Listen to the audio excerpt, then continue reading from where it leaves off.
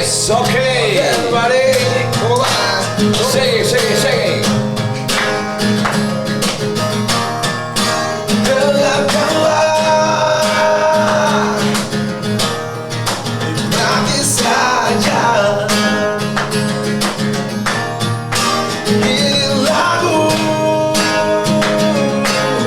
tentang sopa panas, yo sopa panas, bikin gemas. Sopa panas bisa mengganas. Sopa panas jangan cemas. Sopa panas jangan lemas. Oh, di sopa panas. Sofa panas. Assalamualaikum warahmatullahi wabarakatuh. Salam sejahtera untuk Anda semua dan juga kita semua. Jumpa lagi dengan podcast Sofa Panas, persembahan dari KSP Krakatau Sarana Properti di Cilegon, Banten. Bersama saya Aris Sudarso dan seperti biasa ada sahabat saya, saudara saya yang Chef Haryo Prabu. Chef Haryo Prabu. Yes. Chef Haryo apa kabar? Alhamdulillah Oke. baik banget. Pagi Chef. hari ini pagi banget ya. Pagi, Jam 9 ya. Ya agak-agak gimana gitu ya. Yoi. Tapi oke lah. Agak Ya. condong ke bawah ya. Chef Haryo, Yes. narasumber kita polisi. Isi lo. Kira ngalam. Isi lo. Ajun Komisaris Besar Polisi Sigit Haryono, Wakil Direktur Kriminal Khusus Polda Banten. Ini jabatan nggak main-main nih. Krim sus. Emang ada krim biasa, Pak? Kok ada kriminal khusus? Berarti ada kriminal biasa dong. Umum. Ada khusus dan umum. Krim sus dan krim Bedanya apa, Pak? Pengertiannya khusus dan umum. Kalau Direktorat Kriminal Khusus kita menangani penyidikan tindak pidana yang khusus, misalnya tipikor, kemudian tindak pidana ekonomi, tipiter. Kalau yang teman-teman yang berdinas di Krim yang ada di pidana umum, ya ada penganiayaan, pembunuhan, penipuan, penggelapan, dan macam-macam. Itu yang rutin lah ya, yang rutin ya. Oke, tapi ngomong-ngomong, Pak AKBP, selamat datang dulu, Pak. Aduh, selamat datang nih di Assalamualaikum. Sofa Panas. Selamat datang, Pak. Oh, salaman juga teman saya tuh. AKBP itu singkatannya apa, Pak? Ajun Komisaris Besar Polisi. Ajun itu apa, Pak? Ajun itu kan ada Kombes ini, Kombes. Komisaris besar. Ya, Ajun. Sebelum nanti ke Kombes, kita ke Ajun dulu. Kalau dulu misalnya pembantu ya, bahasanya pembantu ya. Dulu Ajun ada, itu bukan singkatan ya, Pak ya? apa kuwi? Bukan singkatan Ajun ya? Bukan. Oh, iya. Itu kan ada Bung Ari kalau ingat zaman dulu ada PEL2. Ya. Pembantu Letnan 1. Oke. Kalau di polisi AIP2. Oke. Ajun. Nah, ini saya juga sekarang Ajun tapi di AKBP. Oh, iya. Kayak Pelda gitu ya. Ya, pembantu Letnan 2 dulu ada. Dua, ya benar. Pak Sigit, manggilnya Pak Sigit aja ya? Pak Sigit Haryono. Nama aja lah kan sama miripnya. Sama ya. Mas Haryo. Panggilnya Mas Haryo ya. Asli Salatiga, Pak ya? Salatiga, Bu. Wong Jawa, Mas. Oh, Jawa ya. Wong Jawa. Ya apa oke kira ngalam. Ini hobinya sepak bola, lahir di Salatiga. Tapi berkarir sebagai polisi dimulai tidak di Jawa. Oke. Di Sulawesi Tenggara. Tenggara. Nah, boleh cerita sedikit tuh. Mas Bro AKBP. Wah, mantap nih. Seru nih kalau semangat kalau gini. Jadi setelah saya lulus dari Akademi Kepolisian itu tahun 2002 kemudian saya penugasan pertama itu langsung nyebrang Sulawesi. ke Sulawesi. Umur berapa, Pak? Itu usia saya 22 tahun. Wih, 22 tahun. Siap. 4 tahun saya harus meninggalkan Jawa untuk menuju ke Sulawesi. Sebentar, Mas Bro. Lulus AKBRI-nya atau Akpol itu umur berapa? Lulus Akpol usia 22. 22 itu. Oh, langsung. Jadi sarjana ya, sebenarnya setara dengan sarjana ya. Belum. Dulu kalau sekarang ini sarjana. Oh, tapi saya dulu secara dulu setara D3. Oh ya diploma, ya. diploma. Itu langsung dilempar ke Sulawesi? Nggak dilempar Om, Enggak maksudnya Diluncurkan, apa diluncur? di apa dihempaskan? diberikan penugasan pertama, Penugasan pertama. untuk mengabdi di Polda Sulawesi Tenggara. Oke. Nggak bisa nolak tuh ya? Nggak bisa kan, tekan kontra Om. Ya, Sebelum masuk kan, Nggak bisa milih gitu, nggak bisa milih. milih bisa. Pasti kita dikasih angket. Dikasih angket mau penempatan mana misalnya. Kadang milih ke Polda A, B, C, Brimob, ada yang ke sini. Tapi kembali lagi pilihan itu kan nanti akan dihitung. Kalau semua memilih pada satu tempat tidak mungkin. Kemudian dibikin suatu kriteria asesmen yang sistemik. Kira-kira ini cocoknya sesuai kebutuhan taruh mana. Makanya sebelum masuk ada pernyataan dulu sanggup ditempatkan di mana saja. Milih boleh, tapi kalau nggak dikasih kan nggak boleh nuntut. Tergantung komandan ya. Nggak enaknya gitu jadi tentara tuh polisi ya. Ya. Ya enaknya itu. Enak lah ya. Banyak enaknya. Ya, aduh, pantas banyak orang pengen jadi polisi tuh. Banyak enaknya katanya. Apa yang ditemui ya tugas pertama di sana? Nusa Tenggara Timur ya? Jadi gini, Bung Aryo, tentunya di saat usia masih muda, terus saya harus menjalankan tugas di Sulawesi Tenggara sebagai seorang perwira. Waktu itu IPDA di sana, pasti saya akan bergabung dengan anggota-anggota yang secara usia pasti lebih dari saya. Secara usia pasti lebih dari saya. Iya. Bagaimana ini cara saya untuk mengambil hatinya, untuk mensupport dia supaya bekerja dengan baik, supaya dia percaya dengan pimpinannya. Ini unik. Ya kalau saya kebetulan orang Jawa, Bung, orang Jawa, Orang dulu Jawa saya, tiga lagi ya. saya sering dan sampai sekarang itu hobi wayang kulit. Bukan wayang orang. Wayang orang ya suka, tapi di wayang kulit inilah kadang-kadang ini tontonan tapi juga tuntunan. Banyak karakter ya? Nah, karakter yang banyak itu saya pelajari. Iya. Bagaimana karakter misalnya Pandawa 5 itu juga macam-macam. Iya. Ada yang diantemi diam aja, itu yang nomor 1. Dipukulin diam saja. Diam saja. Ada Tapi yang ini loh, apa? Ciri khas orang Jawa bener ya gitu. Ya, filosofis. Iya, filosofis mengacu kepada wayang kulit, Iya, ya kan? iya. Kayak gitulah. Jadi contoh karakter yang ada di pewayangan itu menjadi acuan ya untuk jadi acuan. bersosialisasi begitu ya. Contoh misalnya saya ketemu Bung Ari misalnya. Iya. Oh jadi ingat RCTI, jadi ingat ini. Nah, tadi saya bilang ini manggil Om apa Mbah? Kalau saya Bro.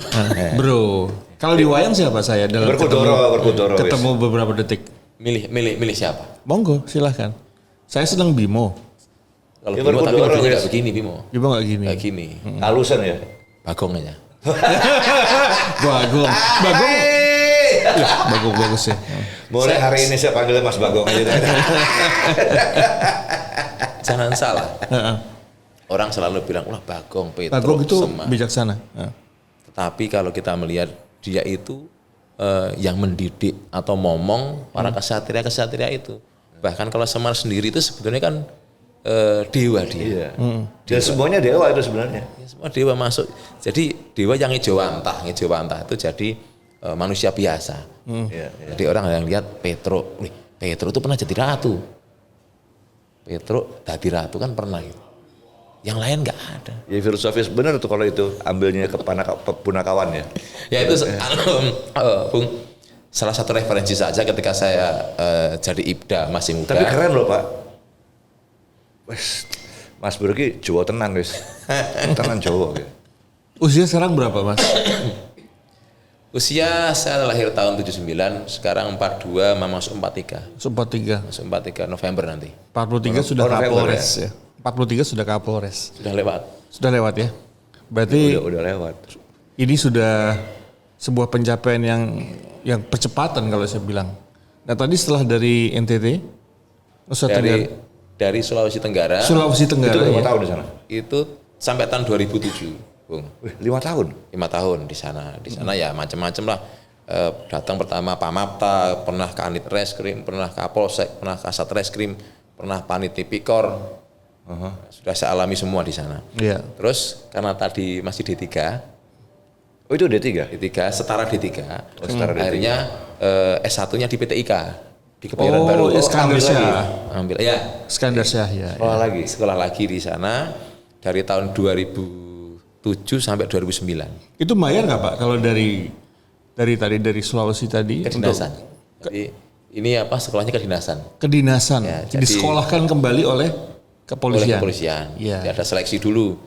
Ya tidak semuanya langsung masuk kan, harus nunggu kuotanya berapa, seleksi. Alhamdulillah saya waktu itu pertama daftar langsung bisa bergabung dengan teman-teman. Itu daftar atau memang dipilih?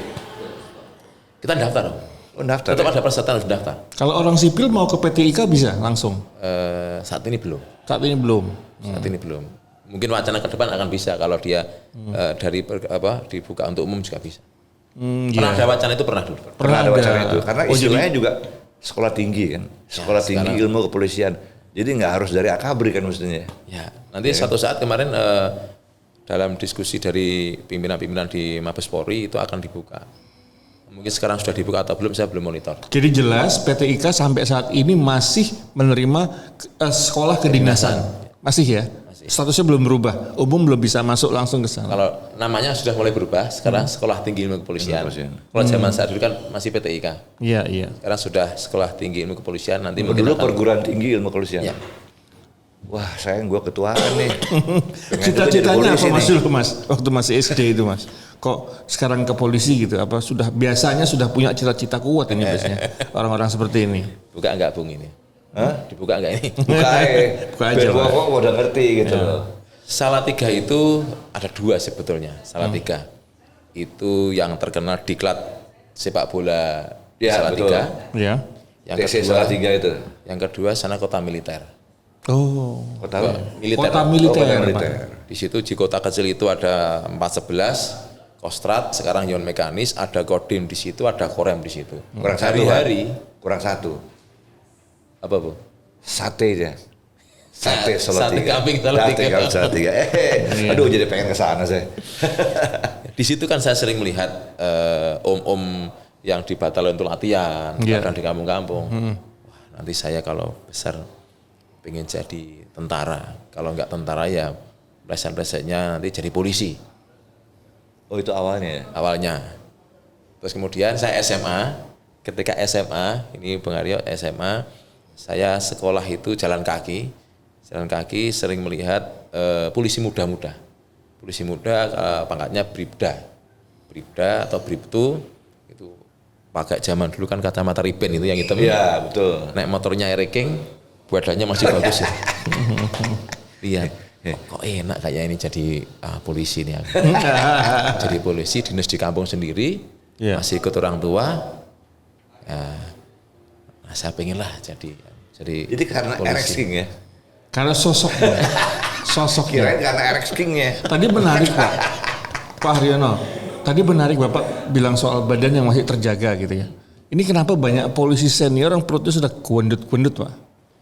Kembali lagi ke kayak saya gini. Saya ini waktu datang ke Cilegon. Cilegon itu perut masih rata. Saya main bola itu di lapangan miliknya KS itu bisa jam 4 sore sampai jam 6 itu tanpa istirahat.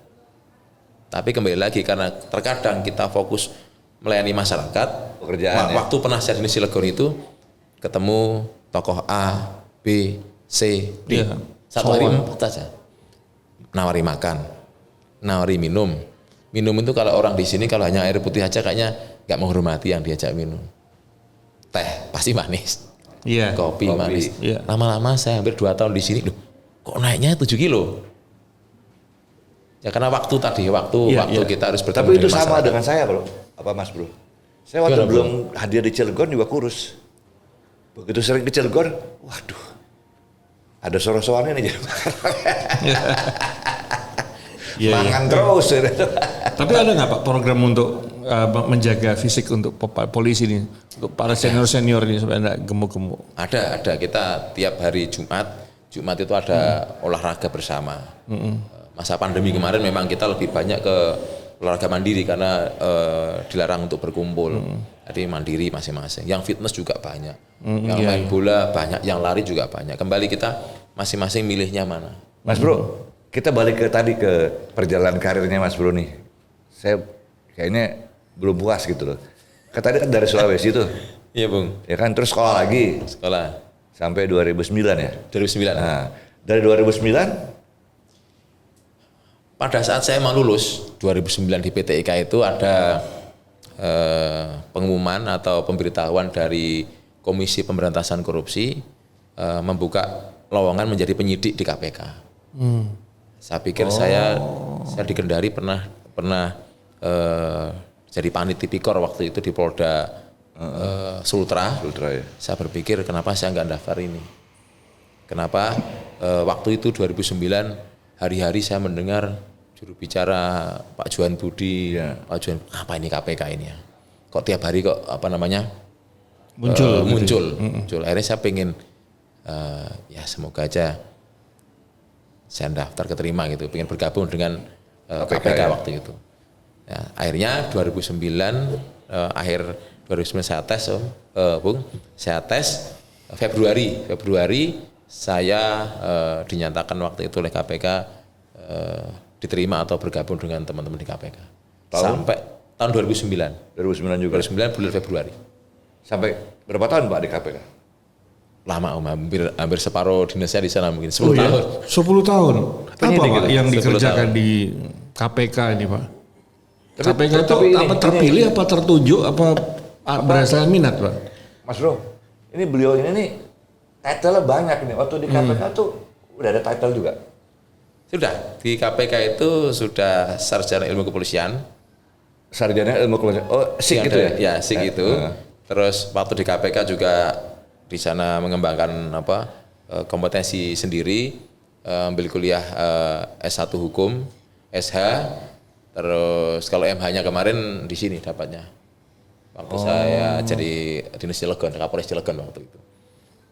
Tadi masuknya itu ditunjuk minat Ya, saya. minat ya. Saya minat, saya Jadi daftar. menawarkan diri Ya. secara sukarela.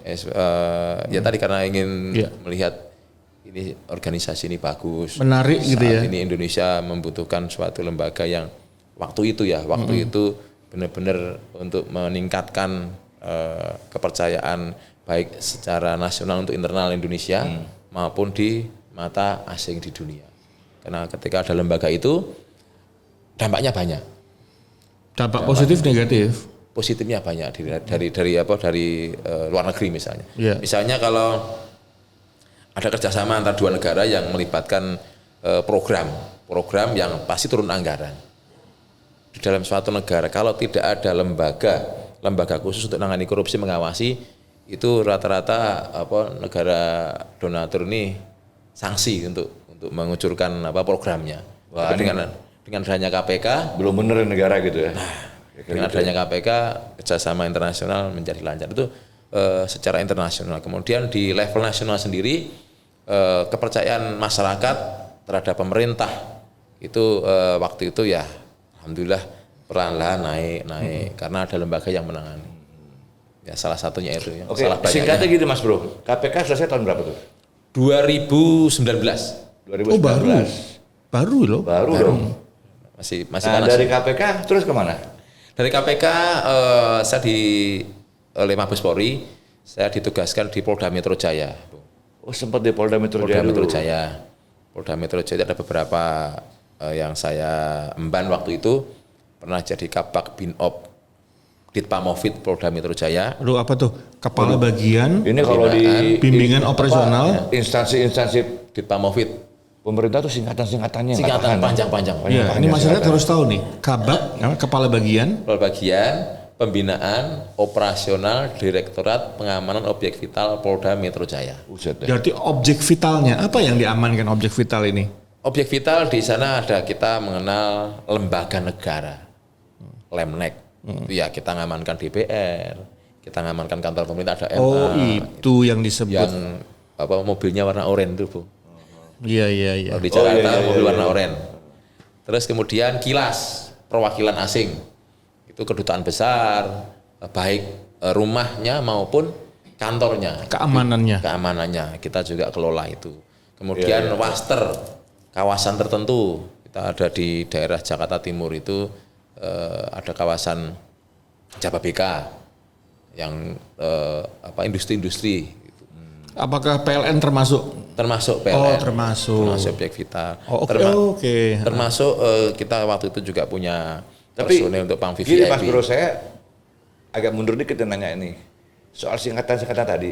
Karena saya kalau ke Polda atau ke Mabes atau ke institusi yang lain lah yang terkait dengan pemerintahan, itu kan kalau jalan di lorong itu kan ada kepala bagian ini, kepala bagian.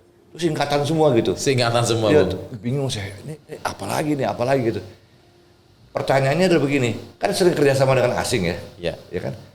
Itu nggak bisa dibuat dipersingkat kayak di luar negeri kan singkat tuh, nggak panjang-panjang gitu ya. Itu disingkat itu supaya juga tidak panjang, Bu. Panjang itu kalau nyebutnya gimana?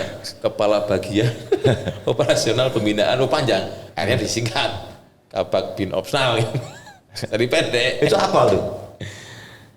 Ya apa? Jadi ya? hafal. Hafal Jadi ya? hafal. Nah, itu ada dong pola pengorganisasian itu pasti ada contohnya. Negara mana atau misalnya siapa yang membuat struktur organisasi job description tersebut sih? Ya, kalau Indonesia ini kita mempunyai kepolisian. Iya. Kalau lihat dari sejarah itu sebetulnya digali dari kerajaan-kerajaan yang ada di Indonesia sendiri. Misalnya zaman Majapahit ada pasukan pantes ya, Bayangkara. patungnya Gajah Mada ya. Patung Gajah Mada. Di Mabes itu kan Gajah Mada patungnya. Nah Iya, itu apa? Kok Gajah Mada? Ya pada saat itu ketika ada pasukan pengawal raja yang namanya pasukan Bayangkara, itu komandannya atau pimpinannya kan waktu itu Patih Gajah Mada. Beliau yang membentuk. Sehingga itulah kemudian kepolisian mengambil dari situ. Perubahan-perubahan pasti banyak karena kepolisian itu mengikuti perkembangan negara kita. Pernah jadi RIS waktu itu kan, Republik terakhir. Semua berkembang. Ya. Kalau patokan kepada suatu negara, saya rasa Indonesia tidak. Tapi itu keren loh, Pak. Keren banget tuh. Mengacu kepada sejarah bangsa itu keren banget. Nusantara kan, Mahapati Gajah Mada, Bayangkara. Gitu. Makanya Bayangkara, Satya Prabu, apalagi Rastra Seva Kotama. Itu kan filosofi Iya. negara Keren, kita. keren tuh keren. Gak bener gitu kayaknya. Sabara. Gak boleh begitu, beliau polisi loh. Mas Bro, dari KPK ke Polda Metro Jaya, Polda Metro Jaya. Bin Opamovit, itu pangkatnya apa di situ? itu waktu itu masih kompol. Komisaris polisi. Komisaris polisi. Saya kembali ke KPK pada posisi waktu itu sudah Sespim, Sespimen, sudah sekolah Sespimen. Sekolah pimpinan. Sudah saya Pimpinan menengah. Menengah. Ya, waktu itu saya di KPK 2016 itu saya menempuh pendidikan Sespimen di Lembang. Pada saat lulus dari Sespimen kembali lagi waktu itu ada senior saya Direktur Penyidikan KPK menyampaikan, "Dik, gabung lagi ya." Kasus apa Pak yang seru ketika di KPK nih? Pasti ada dong yang seru nih pada zamannya. Semuanya seru. Semuanya seru. Yang adrenalin, yang ngeri-ngeri sedep.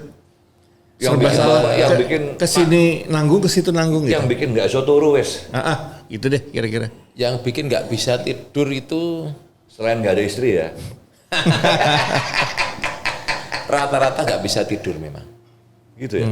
Ada perbedaan di mana tugas kita itu misalnya saya polisi berseragam, Sabara polisi berseragam mau ngepam demo, malamnya Kabak Omnya bikin renpam, penugasan ini nanti Dalmas awal di sini, Dalmas akhir di sini, terus pasukan PH Brimob di sini, begitu selesai aman pulang tidur nyenyak. Tetapi pada saat saya berdinas untuk melakukan penyelidikan dan penyidikan, pagi orang terima laporan, misalnya nih, atau ada laporan yang ditemukan oleh anggota polisi sendiri, malam di rumah sudah masih nggak bisa tidur. Ini saksi mana yang mau saya panggil, ini alat buktinya apa. Wah bisa 24 jam kerjanya dong. Itu yang kalau ditanya mana nggak bisa bikin tidur, semuanya nggak bisa. Kadang-kadang pulang itu masih ke bawah. Tadi kok meriksa orang kok saya kurang. Terus ketika orang ini ngomong yang melihat itu Bung Ari misalnya, berarti besok saya harus panggil Bung Ari. Itu kepikiran terus. Kalau tadi ketika saya menjadi seorang polisi yang menggunakan uniform kepolisian, ketika selesai aman, tinggal anef, akhir konsolidasi, pulang sudah plong. Oh itu bedanya ya? Bedanya. Kalaupun terjadi kericuan misalnya, kericuan, kita ngamankan. Toh bukan kita yang nangani, satuan reserse yang nangani. Misalnya ada yang kita mengamankan demo misalnya, kemudian anarkis. Ketika anarkis kan bukan saya yang nangani.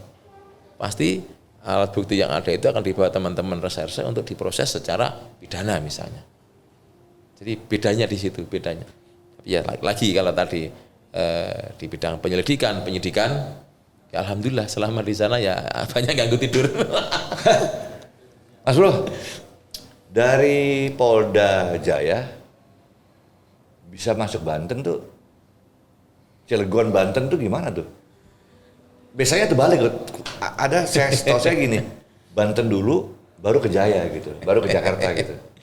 Jadi gini Bung, jadi setelah jadi Ini agak luar biasa nih. Di Pamovi tadi, saya ke Bekasi Kota, Kasat Narkoba di sana. Oh Bekasi dulu? Bekasi dulu, setelah itu Kasubdit Fismondev Krimsus Polda Metro Jaya. Fismondev itu apa Pak?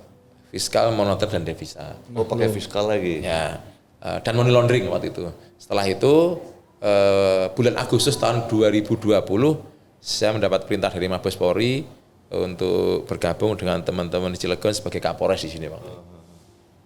Jadi Oh ke Cilegon? Cilegon langsung Kapolres Cilegon. Belum ke Banten tuh? Cilegon masuknya Polda Banten. Oh di bawahnya Polda Banten ya? Di Polda Banten. Oke. Dari tadi Bapak bicara tentang sesuatu yang berhubungan dengan hukum ya. Berarti Bapak sekolah hukum juga atau punya latar belakang hukum? Karena mengenangani tadi fiskal, terus Iya. KPK gitu ya. Pasti ada pasal-pasal di sini. Dalam S1 kan hukumnya? S1 hukum, kemudian kemarin magister juga hukum juga, Bu. Oh magister hukum juga di sini? Saya kuliahnya di Unkris, Universitas Kristen Dipayana. Oh Kristen Dipayana. Jadi bolak balik ya. Masa pandemi kemarin agak enak, jadi semua pakai Zoom. Oke. Setelah agak buka baru Ini makin seru pembicaraan, tapi lebih seru lagi kalau kita minum dulu nih, Mas Bro. saya tunggu-tunggu dari Aduh, tadi. ini jauh banget saya nggak nyampe nih. Ini mic-nya nggak bisa dipindahin, nggak bisa. Ya udahlah.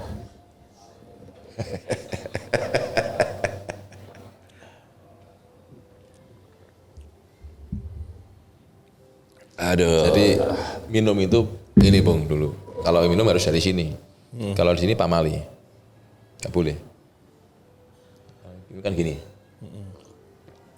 Kalau kita gini, tumpah.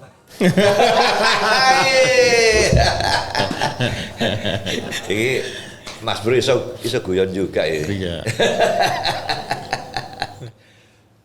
Tapi gini, soal minum tuh saya ingat, saya dulu pernah datang ke Sukabumi karena banyak anak-anak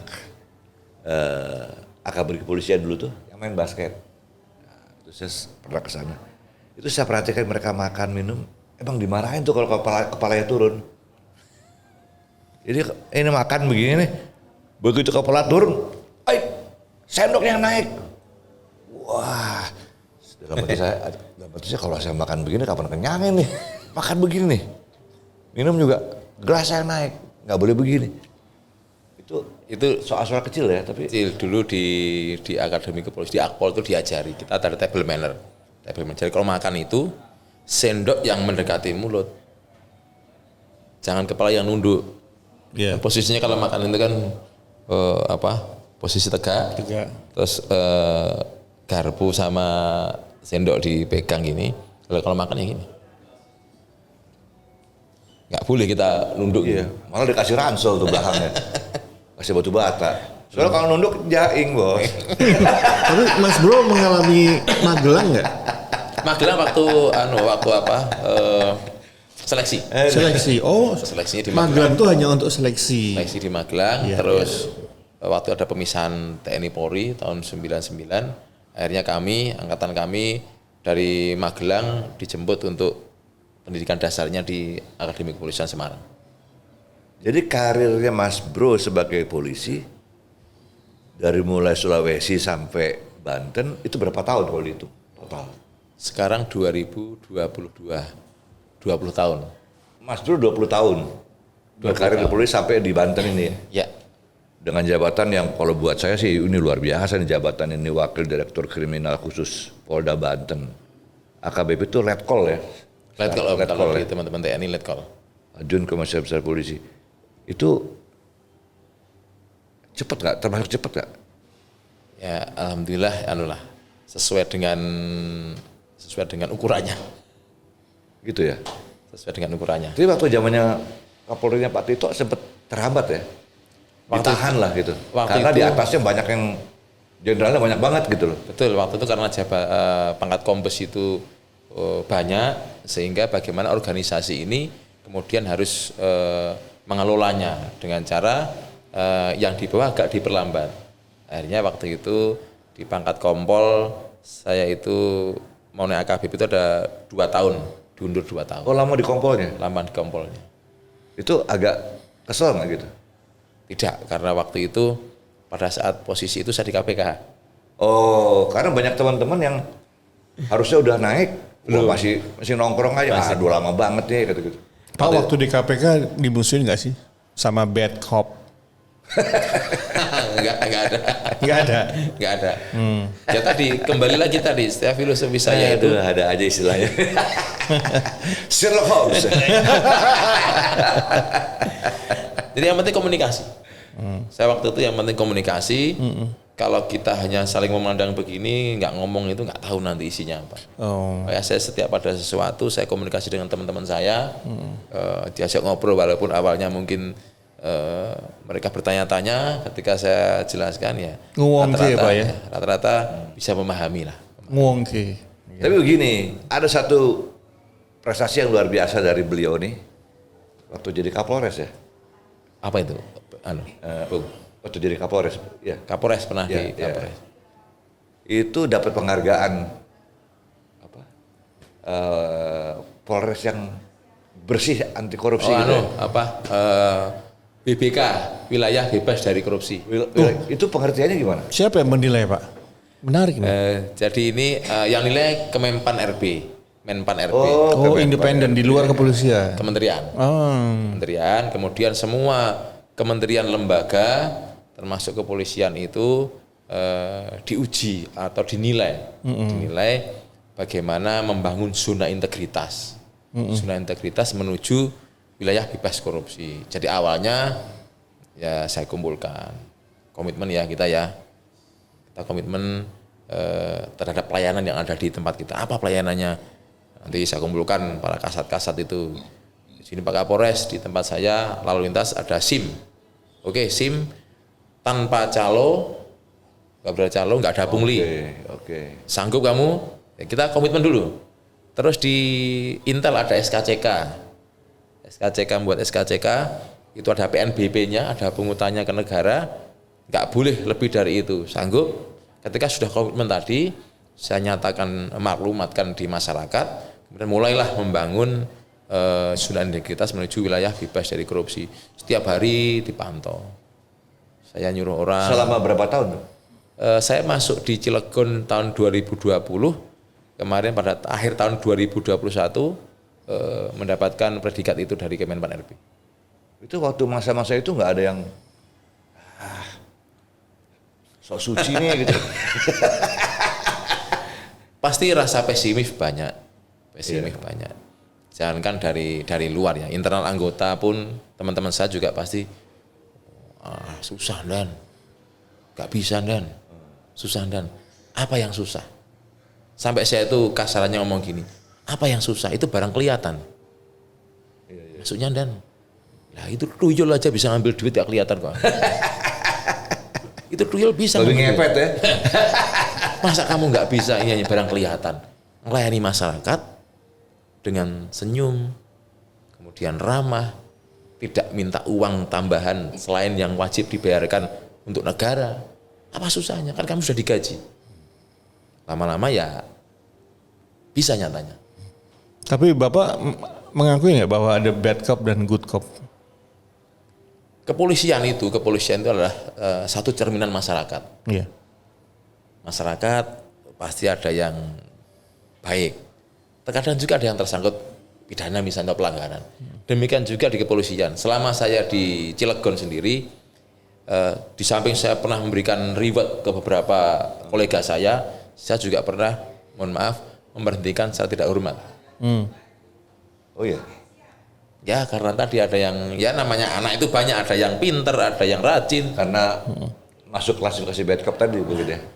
Karena ada yang malas, kemudian ada yang terjerumus ke narkoba misalnya. Ya. Itu saya sempat di sini dengan tahapan pembinaan terlebih dahulu.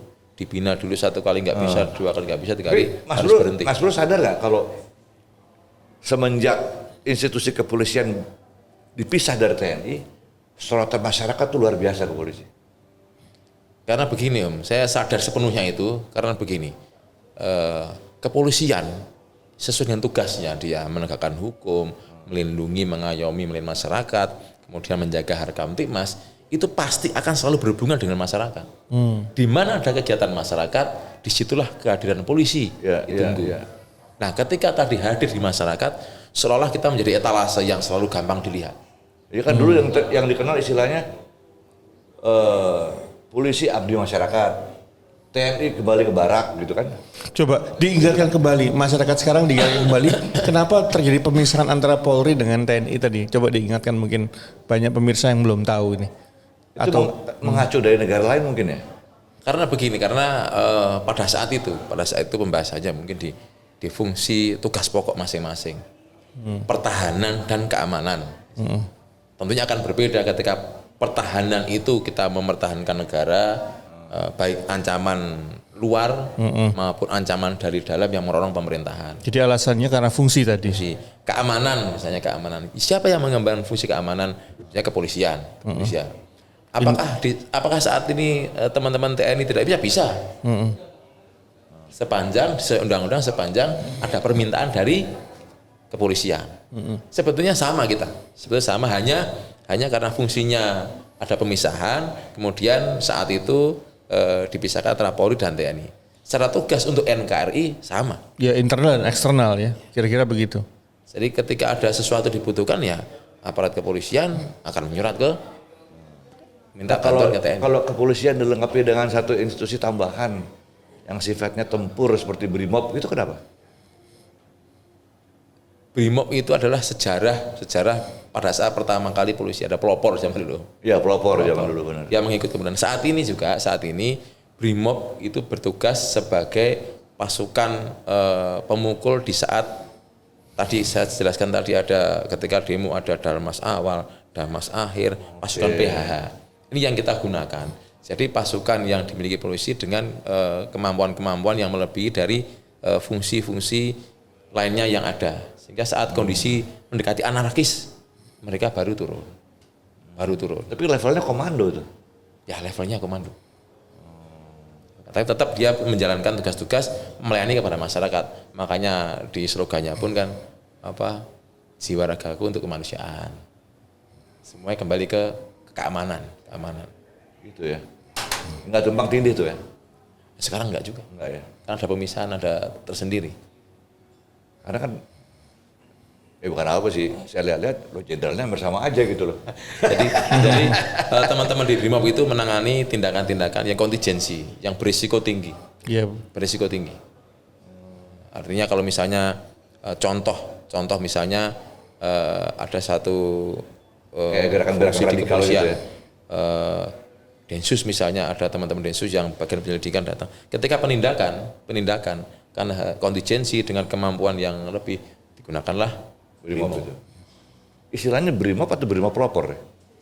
BRIMOB sekarang BRIMOB, kalau ada pelopornya ada, gegananya ada, KBR-nya, unit KBR, kimia, biologi, radioaktif ada juga. Kan dulu terkenal tuh pelopor Kelapa 2 gitu.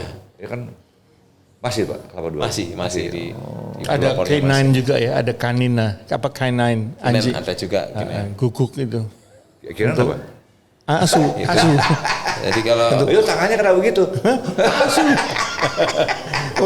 untuk narkoba ya apa ya? Tergantung dilatih untuk apa. Oh.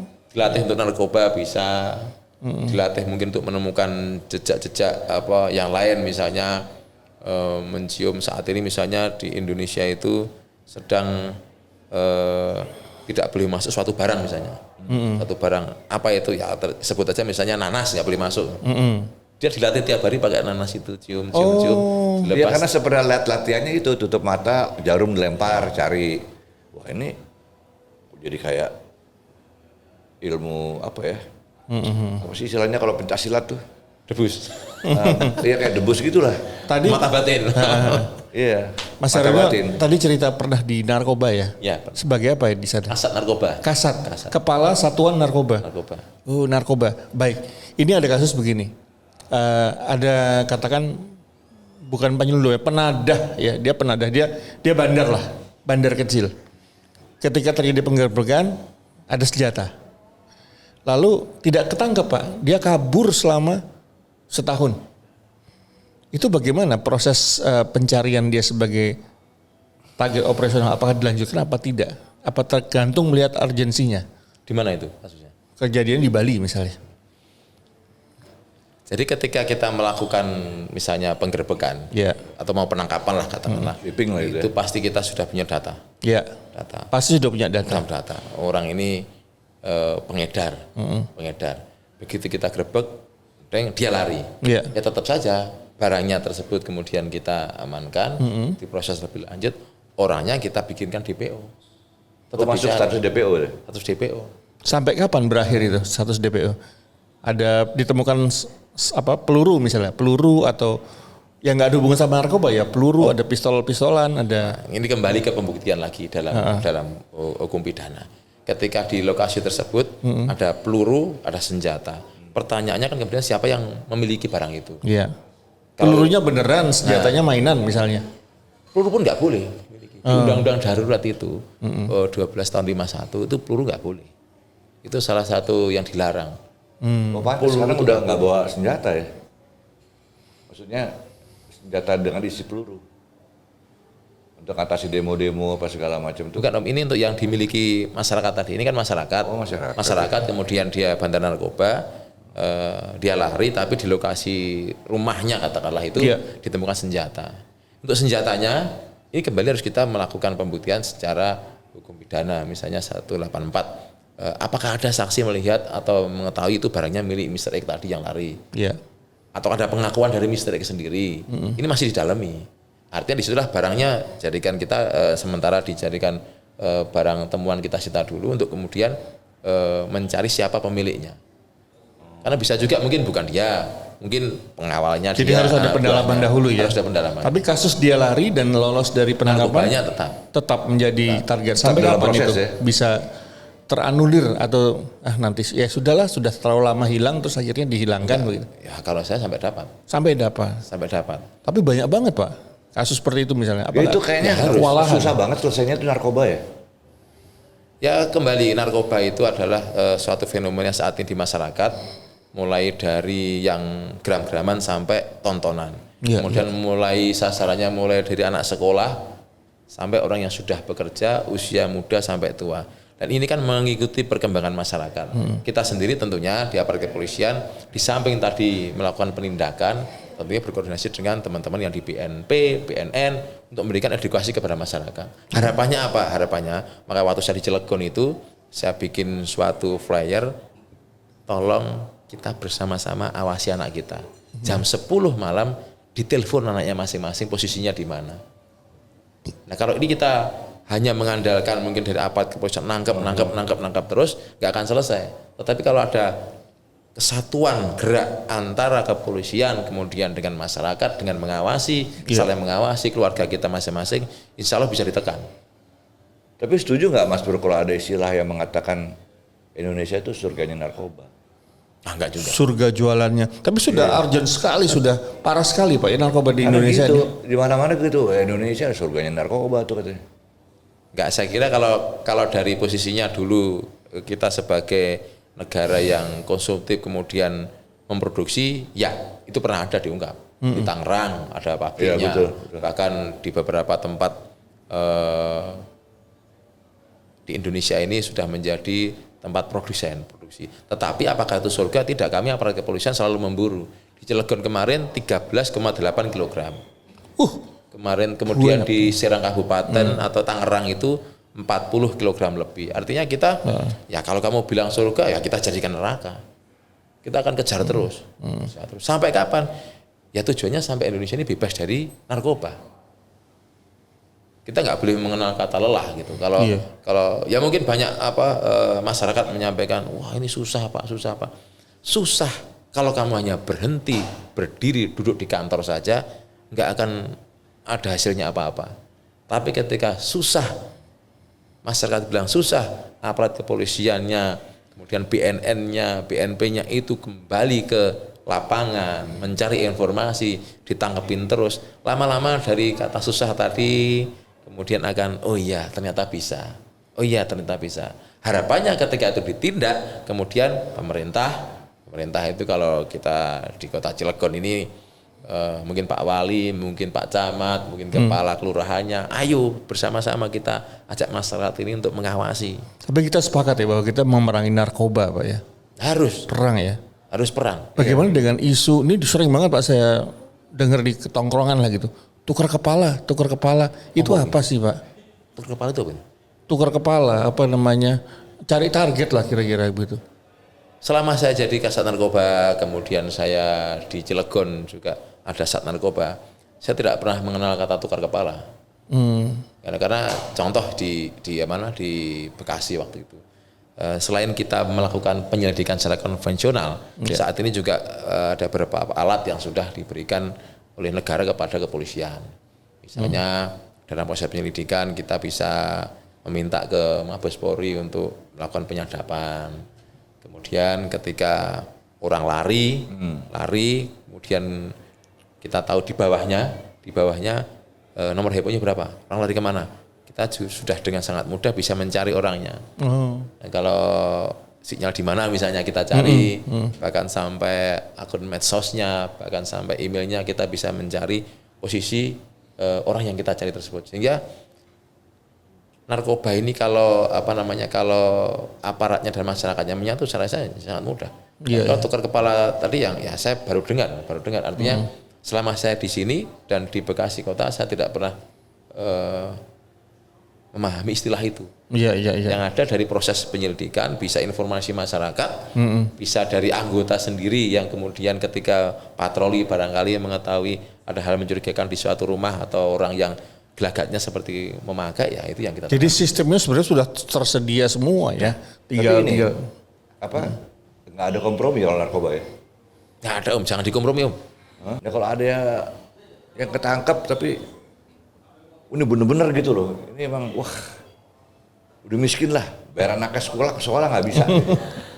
Kalau ada isu tentang isu yang beredar, polisi melindungi sindikat narkoba besar gitu, itu bagaimana itu Pak? Ya ditindak. Ditindak. Ya, kalau kita lihat di TV itu, ada nggak polisi ditangkap narkoba? Ada. Nah, itu menunjukkan bahwa komitmen pimpinan kami, komitmen institusi terhadap perang terhadap narkoba itu secara internal maupun eksternal. Capek ya Pak main narkoba ya? Tapi di dunia internasional atau di negara lain, itu mohon maaf deh Pak. Ya entah itu oknum istilahnya apa, ada kolaborasi itu. Kalau kita lihat Al Capone ya. Iya, Al Capone atau yang di mana? Pablo Escobar, apa segala macam itu.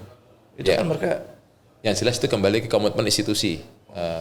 Kalau Polri, mulai dari pimpinan sampai level Mabes Polri sampai dengan level Polres, itu semua sebuah komitmen bahwa kita harus perang narkoba, siapapun yang terlibat harus dilakukan penindakan. Tapi yang saya heran orang-orang nggak kapok-kapok ya, karena emang gede sih duitnya. Lejat men, duitnya lejat.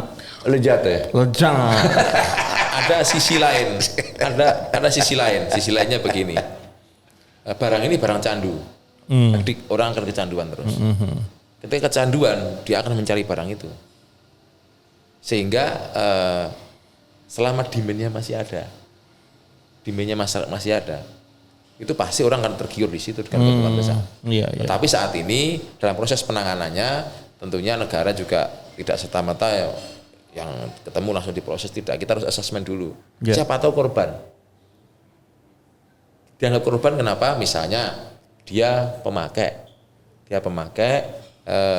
kemudian BB yang ditemukan tuh 0,5 gram misalnya, itu bisa dilakukan rehabilitasi. Nah, apa yang membuat perbedaan seorang pecandu masuk ke dalam rehab atau ditahan? Gimana nih? Nah, jadi kalau tadi ketika dia di assessment kan, di assessment ditanya kamu udah berapa lama pakai? Pak, baru sekali Pak. Terus siapa yang ngajak? Pendalaman. Siapa pendalaman? Oh ternyata ini kita kategorikan korban karena ketidaktahuan dia dibujuk orang, kemudian diberi gratisan mungkin saat itu, sehingga negara perlu memberikan pengobatan atau rehab terhadap yang bersangkutan. Makanya sesuai dengan SEMA Mahkamah Agung, kemudian di pasal 127 nantinya kalau masuk persidangan orang ini bisa direhab. Tidak bisa direhab kalau dia pengedar. Oh pengedar ya? Pengedar. Mungkin BB-nya ketemu di dia kecil 0,5, tetapi berdasarkan penyelidikan dan penyidikan, pengembangan ternyata orang ini pengedar dan ditemukan di rumahnya petunjuk sebagai pengedar, misalnya bungkusannya plastik kecil itu banyak. Jadi dia mecah per paket gitu. Ini kan salah satu petunjuk bahwa orang ini nggak pakai saja ini. Kenapa dia di rumah di TKP yang waktu kita geledah itu ada plastik yang jumlahnya banyak. Iya. Dia kan akan mecah-mecah paket itu. Itu salah satu assessment. Kenapa perlu direhab? Yang teman-teman tadi yang pemakai yang melakukan korban, ya terus salah satunya bahwa kita tidak perlu serta-merta langsung mengejas bahwa kamu salah tanpa mengetahui kenapa kamu melakukan itu. Iya. Beda lagi tadi yang faktor ekonomi tadi, ekonomi kamu jual gorengan juga bisa kok, faktor ekonomi misalnya. Itu assessment yang Ini Mas Bro, ini masih soal narkoba nih. Ada yang ditanya sama polisi, Anda pemakai? Saya nggak pemakai Pak, tapi saya dipakai gitu. Dipakai pengertian jadi bandar gitu loh. jadi apa? Pengirim. Saya nggak pakai tapi pakai. Gitu ya. Kurir. Saya nggak pakai Pak, tapi saya dipakai. Pertama-tama gue ketawa juga tuh dengernya. Paling orang. Rupanya pengertian dipakai itu dia dipakai jadi kurir. Oh. Itu nggak ada ampun juga kurir-kurir gitu. Nggak ada. Karena tanpa dia barang nggak bisa nyampe. Padahal dia nggak pakai. Tapi dia membantu melakukan kejahatan. Oh, ada pasalnya itu? Ada Perbantuan. Aduh, jauh-jauh deh. Kalau saya misalnya nongkrong di sebuah tempat gitu ya, saya nggak pakai nih, ngerokok aja enggak. Tapi teman-teman di situ pada pakai, di luar kuasa saya dong. Terus terjadilah penggerebekan, brek gitu. Saya kena nggak Pak? Dibawa. Saksi ya? Dibawa. Tes urin negatif. Iya. Kan ditanya sebagai saksi. Ngapain kamu gitu? Ya. Main Pak. Ya pasti akan dibawa dulu karena apa? Dalam satu TKP itu tentu kita akan butuh keterangan teman-teman. Jadi kalau misalnya kita nggak pakai, misalnya kita nggak ngapain, nggak usah takut. Ikuti aja penyidik, nanti dia tanya apa kita jawab aja. Katakan ini ruangan penuh dengan asap ya, katakan sabu Pak ya, yang terkenal itulah. Aku nggak pakai, tapi kamu ngisap setengah jam itu bisa tes urin positif nggak tuh Pak? Ada kemungkinan. Ada kemungkinan Karena kan yang diisap kan ininya. Enggak, ini ruangan asap nih. Iya, asap. Kalau ruang sabu itu kan diisap kan. Kalau dalam satu ruangan ada kemungkinan. Ada kemungkinan bisa kena positif ya? Bisa kena. Jadi Wah, apes gue berarti. Masuk klasifikasi pemakai. Kemudian kalau mau didalami lagi, ini yang kadang-kadang masyarakat harus tahu. Kalau tadi berarti kan tahu kan temannya pakai kan? Enggak. Kenapa nggak tahu? Loh, ngepul. Yang ngepul tadi. Iya. Baunya kan beda sama rokok. Kan tahu kan temannya pakai itu, kok ngepul banyak. Terus terang sih aku nggak tahu. Aku nggak tahu itu asap apa, nggak tahu. Duh kacau juga lu nggak tahu. Serius gue nggak tahu. Gue nggak suka. Tapi ini seandainya kan? Seandainya Pak. Seandainya. Jadi seandainya itu tidak tahu ya tidak apa-apa. Tapi kembali lagi kalau dalam proses. Tapi emang susah, bedain susah juga Pak. Kayak obat-obat pil-pil tuh, mana yang masuk narkoba, mana yang enggak, saya juga kadang-kadang gila. Maksudnya gini tadi, kalau ini tidak tahu, ya tidak masalah. Tapi yang jelas aparat kepolisian itu akan mengedepankan proses penyelidikan dan penyidikan sesuai dengan pasal 184. Sepanjang alat bukti tidak ada, ya pasti tidak akan kena apa-apa. Tapi sepanjang alat buktinya ada, misalnya nggak tahu, tapi temannya ngomong, oh lo Pak kemarin baru sama saya kok Pak. Kemarin juga dia yang bawain saya Pak. Kan beda lagi kasnya. Wah, kembali lagi macam-macam lah gitu ya. Kemampuan kita menggali informasi yang Tapi itu masuk di bidangnya Bapak ya? Di kriminal khusus ya masuk ke situ? Enggak. Bukan, kalau di Narkoba Polda enggak? Banten itu ada Dit Narkoba sendiri. Pak, Mas Bro, AKBP, sialah. Ini yang terakhir nih. Gonjang-ganjing soal polisi itu ada aja di masyarakat tuh, di TV lah, di medsos lah. Yang terakhir ini juga, wah ramai banget.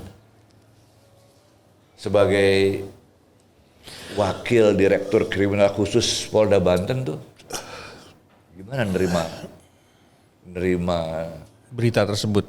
bukan soal berita lagi, gonjang-ganjing yang begini luar biasa, wah polisi lagi gitu. Yang jelas begini, Bung Ari, Bung Aryo, seperti saya sampaikan tadi bahwa aparat kepolisian, institusi kepolisian itu adalah bagian dari masyarakat. Bagian dari masyarakat. Tentunya ketika menjadi bagian dari masyarakat, hal-hal yang ada di personil kepolisian itu mungkin cerminan dari masyarakat yang ada. Sehingga ketika ada suatu permasalahan yang ada pasti akan menjadi sorotan dan itu juga mungkin terjadi. Misalnya narkoba misalnya tadi. Juga terjadi di masyarakat, juga sama. Prinsipnya adalah ketika suatu institusi atau lembaga, ketika ada permasalahan kemudian ada komitmen untuk menyelesaikan, itu yang kita tunggu. Itu yang selalu ditekankan oleh pimpinan kami. Ketika ada masalah, selesaikan. Kemudian bagaimana seorang pemimpin misalnya, saya pernah di Cilegon, pernah di Polda Metro, pernah sekarang di Polda Banten. Kita diberikan arahan oleh pimpinan sebagai pimpinan. Yang pertama harus memberikan arahan. Yang kedua kemudian setelah diarahkan diinspeksi. Setelah diinspeksi dilakukan supervisi ketemu salahnya. Jangan didiemin, diasistensi, diajari. Kemudian lakukan monitoring dan evaluasi. Kalau masalah gonjang-ganjing di negara kita, di kepolisian pun itu setiap saat pasti ada. Hanya levelnya, kadarnya seperti apa. Prinsipnya adalah ketika ada suatu permasalahan itu harus diselesaikan dan itu ada di semangat Polri saat ini. Ketika ada masalah segera tuntas. Tapi yang penting nggak alergi dan gonjang-ganjing itu ya. Polri selalu membuka apa yang menjadi kritik dari masyarakat. Polri selalu memberikan ruang-ruang komunikasi dari masyarakat kepada polisi. Ada informasi apa gitu, ada apa. Saya di Cilegon juga sama dulu. Ketika jadi Kapolres Cilegon tahun kemarin juga mungkin teman-teman di sini yang sudah sering ketemu saya tidak pernah alergi dengan kira-kira kritik apa. Termasuk ketika membangun WBK, saya lempar ke masyarakat. Kira-kira apa keluhannya? Pak, ada calo Pak. Pak, waktu bikin SIM harganya mahal Pak. Apakah saya alergi? Tidak. Benar kamu, jangan fitnah ya. Tapi tak lindungi kamu. Cerita dia. Ya Pak, di sudut sana itu ada orang begini. Akhirnya saya menggunakan propos atau propam yang ada di bawah saya untuk melakukan penyelidikan. Oke, kalau ada tangkap, clearkan supaya pelayan. Ini salah satu cara bagaimana kita kemudian membuka ruang komunikasi dengan dan nyaman-nyaman aja masyarakat di sini. Yang penting diajak sama-sama untuk bertanggung jawab ya atas. Dan tadi diklirkan, kalau ada salah ditegakkan hukumnya. Karena ada koridor hukumnya. Ada koridor hukumnya. Sama Pak, ada anggota Bapak, Pak kemarin narkoba Pak. Siapa orangnya? Si Fulan. Lakukan penyelidikan. Tes urinnya positif, lakukan pembinaan, masih begitu lagi berhentikan. Ada sisi yang harus tegas, ada membinanya, ada tegasnya. Gitu kira-kira. Mas Bro. Iya. Enak nih ngobrol. Tapi waktunya udah habis. Penasaran sih masih ada lagi yang lain tapi Masih, gimana ya? kalau dilanjutin bisa bikin 2 jilid hari 2 nih. Bisa nginep nih ntar. Nginep di mana penjara? Gak mau. Pak, Ajun Komisaris Besar Polisi Mas Bro Sigit Haryono, Wakil Direktur Kriminal Khusus Polda Banten, sukses. Amin. Baru menjabat. Suatu saat saya mau lihat, insya Allah di Mas Agus, wah makin, Amin. ya kan, atau bintangnya 2 aja gitu kan. Enak juga punya teman bintang 2 bos. makin tinggi jabatan, makin banyak tanggung jawab dan makin banyak memberikan pelayanan untuk masyarakat. Itu harapan Bro, saya. Terima kasih loh. Salaman dulu Mas. Terima kasih Bu. Terima kasih banyak Mas. Salaman lagi.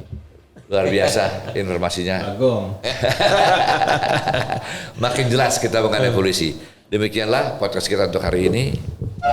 Sofa Panas persembahan dari KSP Krakatau Sarana Properti dari Cilegon, Banten. Kita jumpa lagi di lain kesempatan. Assalamualaikum warahmatullahi wabarakatuh. Singing. Subscribe dan follow Sofa Panas. Diulang dong, diulang. Buat kamu yang mau merchandise dari Sofa Panas, follow YouTube kita, subscribe dan juga follow juga Instagramnya Sofa Panas. Mantap. Go. Dengarkanlah, nikmati saja. Ini lagu tentang Sofa Panas. Oh, Sofa Panas bikin emas. Sofa Panas bisa mengganas. Sofa Panas jangan cemas. Sofa Panas